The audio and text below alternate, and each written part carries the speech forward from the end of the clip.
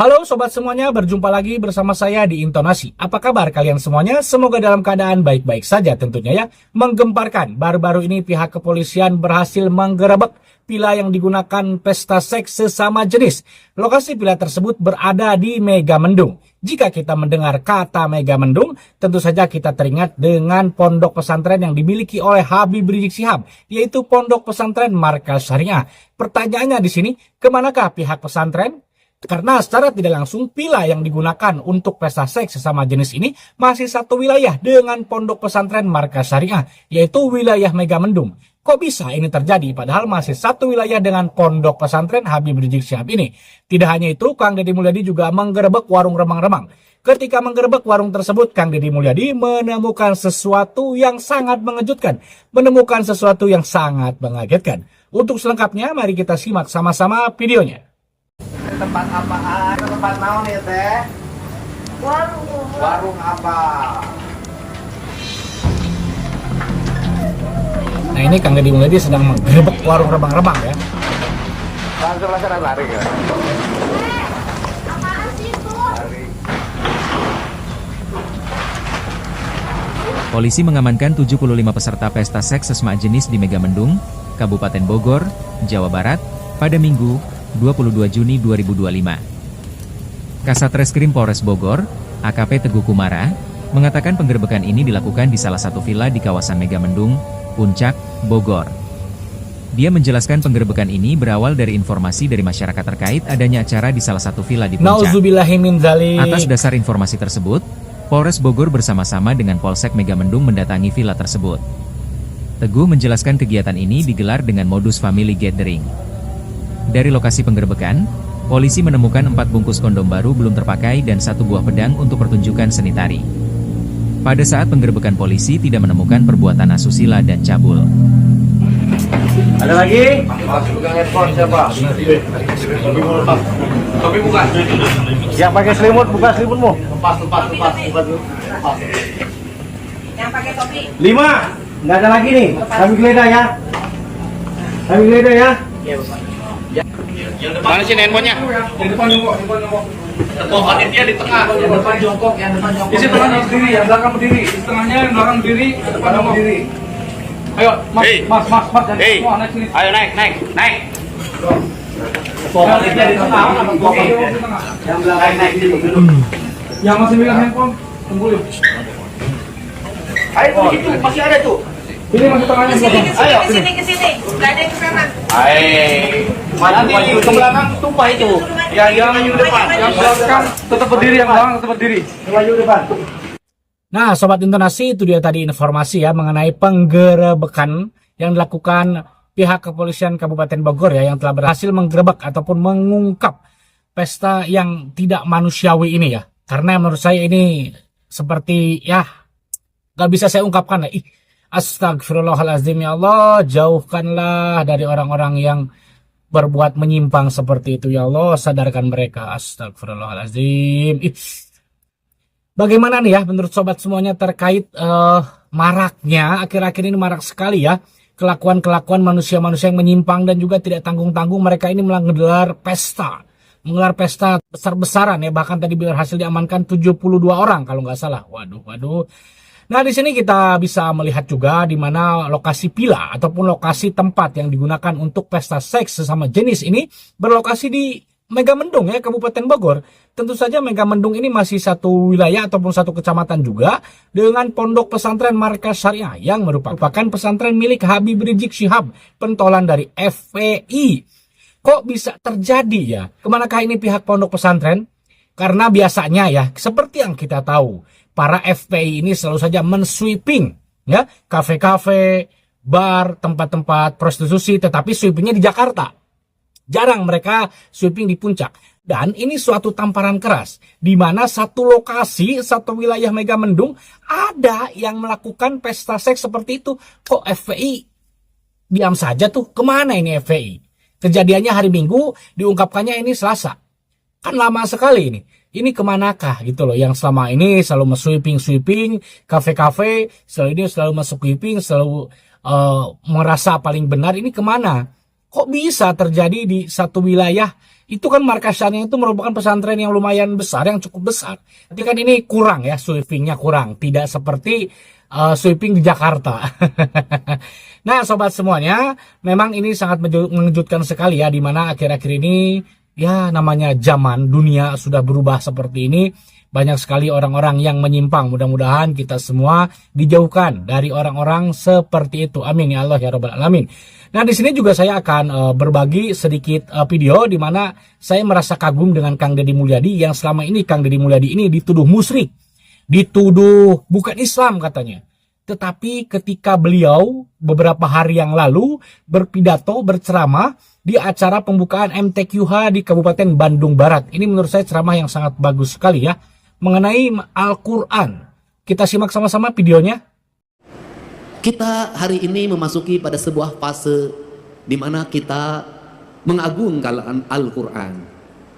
Al-Quran yang diagungkan oleh kita adalah Al-Quran yang dilihat dari sisi estetika pembacaan. Dari estetika pembacaan itu pada akhirnya akan lahir pemaknaan. Karena nilai-nilai agama kalau tidak disampaikan secara estetika, maka kita tidak akan bisa memahami Sang Maha Kuasa. Kita ini sampai hari ini memaknai Allah, sujud pada Allah, itu baru sampai pada tingkat estetika, belum sampai pada tingkat hakikat, pada tingkat makna. Kemudian kita seringkali berlaku tidak adil. Berlaku tidak adilnya apa? Seringkali orang-orang yang berdakwah mengejek imam-imam yang ada di kampung kita, yang bacaannya tidak begitu sempurna, qiraatnya tidak begitu menarik. Kemudian juga diperbandingkan dengan Masjidil Haram, tidak adil. Kenapa? Imam di kampung kita, satu, hidupnya bukan hidup dari mengimami. Ngimaman macul terus kah sawah, ngimaman poe pare itu kahujanan, ngimaman pamajikan di imah gogorowokan. Dia tidak fokus menjadi imam. Yang itu yang pertama, artinya dari sisi keikhlasan dia lebih ikhlas dari siapapun, tanpa digaji oleh DKM-nya, tanpa digaji oleh negara. Dia mengabdikan diri secara total menjadi imam, menjadi khotib, mengajar anak-anak di surau, mengajar anak-anak di pengajian-pengajian. Menurut saya bisa jadi yang dekat dengan Allah adalah dia, bukan yang di Masjidil Haram, tanpa membandingkan. Jadi kalau kita ingin minta doa, mintalah doa pada dia, karena dia teruji menjadi orang yang ikhlas dalam hidupnya. Kalau kita ingin mencium tangan, ciumlah tangan dia, karena tangan dia lebih suci dibanding tangan yang lain. Dia mau mengorbankan diri dan waktunya demi peradaban, demi pendidikan, dan demi masa depan. Maka doa-doa pendeknya menjadi doa-doa yang sampai tembus ke langit-langit ilahiyah. Doa-doa pendeknya menembus batas, menembus pandang. Maka lahirlah anak-anak yang bercahaya. Karena lahirlah anak-anak bercahaya, maka anak itu tumbuh menjadi para pemimpin, tumbuh menjadi kaum-kaum pergerakan, tumbuh menjadi kaum-kaum perubahan. Maka ucapan-ucapan Allahu Akbar yang lahir dari surau-surau kecil itu melahirkan ucapan kebangsaan yang memerdekakan perbudakan, memerdekakan ketertinggalan, menjadi spirit dalam sebuah perubahan tanpa biaya apapun dalam kehidupannya. Maka berhati-hatilah ketika siar sudah begitu besar, ketika anggaran semakin membesar, bahkan jadi anggarannya sangat besar. Ada dua sisi mata pedang. Yang satu membukakan syiar terlihat di media sosial, tetapi yang lain bisa jadi meredupkan cahaya yang ada dalam setiap relung manusia. Nah, sobat semuanya, kita bisa mendengar dan juga melihat ya, Kang Deddy Mulyadi berpidato, atau mungkin saya bilang ini ceramah keagamaan yang luar biasa, yang sangat baik sekali ya. Dari Kang Deddy Mulyadi, pembawaannya sejuk dan mudah kita pahami, tidak perlu teriak-teriak ya, seperti penceramah sebelah ya. Entah itu dari golongan Habib ataupun yang terbaru siapa nih yang menghina Kang Deddy Mulyadi, Kiai ya dari Garut ini, dia ceramahnya teriak-teriak. Bahkan dia juga menghina Kang Deddy Mulyadi. Itu sudah saya bahas di video saya sebelumnya, silahkan ditonton sobat semuanya ya. Ternyata Kang Deddy Mulyadi tidak seperti apa yang selama ini dituduhkan oleh para Habib-Habib ya, yang selama ini Habib Rizik, terutama Habib Bahar juga, yang menuduh Kang Deddy Mulyadi musyrik, yang menuduh Kang Deddy Mulyadi kafir, yang menuduh Kang Deddy Mulyadi bukan Islam. Itu terjadi ketika Kang Deddy Mulyadi menjabat sebagai Bupati Purwakarta. Bahkan ketika kemarin menjelang pilkada pun, para gerombolan Habib ini masih saja menggunakan isu agama, masih saja menyerang isu agama kepada Kang Deddy Mulyadi terkait masalah kemusyrikan itu. Sekarang kita tahu siapa Kang Deddy Mulyadi sebenarnya ya.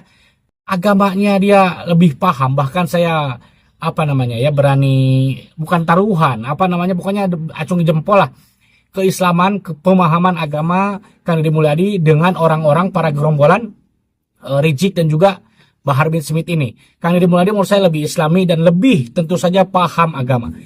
Dimana kalau orang ya paham agama itu pembawaannya biasa saja, pembawaannya adem, pembawaannya rendah diri, tidak pernah menjelek-jelekan orang, tidak pernah mencaci maki orang, tidak pernah memfitnah orang, tidak pernah merugikan orang. Nah, sedangkan di sisi lain yang mengaku cucu Nabi ini kan ceramahnya kita bisa melihat sendiri. Teriak-teriak kayak orang demo. Menyimpan dendam, menyimpan kebencian terhadap seseorang. Padahal agama Islam tidak mengajarkan dan juga melarang kita menyimpan dendam, kita menyimpan rasa dengki kepada orang lain. Walaupun orang tersebut adalah musuh kita. Kita dilarang dalam agama Islam memiliki rasa seperti itu.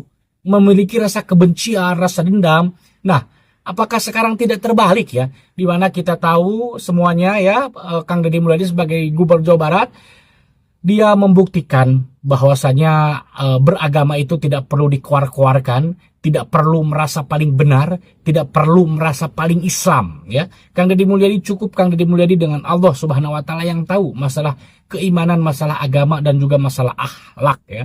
Jadi saya pikir rakyat Jawa Barat sekarang sudah pintar-pintar, di mana rakyat Jawa Barat sekarang tidak bisa dihasut lagi dengan isu-isu agama, dengan tuduhan-tuduhan yang gak jelas yang dilontarkan oleh gerombolan-gerombolan yang selama ini menyerang KDM. Karena mereka juga sebenarnya ini politik juga.